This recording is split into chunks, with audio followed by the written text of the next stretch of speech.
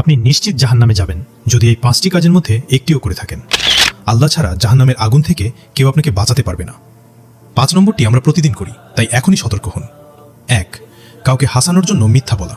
কাউকে হাসাতে যারা মিথ্যা বানিয়ে কথা বলে, রাসূলুল্লাহ সাল্লাল্লাহু আলাইহি ওয়াসাল্লাম এমন ব্যক্তির জন্য 3 বার ধ্বংসের বদদুয়া করেছেন। 2. কাউকে ভয় দেখানো। আমরা যেটাকে প্র্যাঙ্ক বলে চালিয়ে দিই, কাউকে হুট করে ভয় পাই দেওয়া বা চমকে দিয়ে আনন্দ পাওয়া সরাসরি হারাম। মনে রাখবেন, জুলুম কখনো মজা হতে পারে না। 3.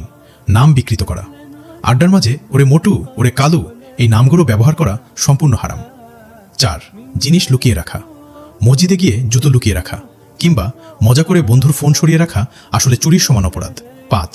কাউকে সবার সামনে অপমান করে মজা নেওয়া। সবার সামনে কাউকে ছোট করে অপমান করা আপনার নিচু মানসিকতার পরিচয়।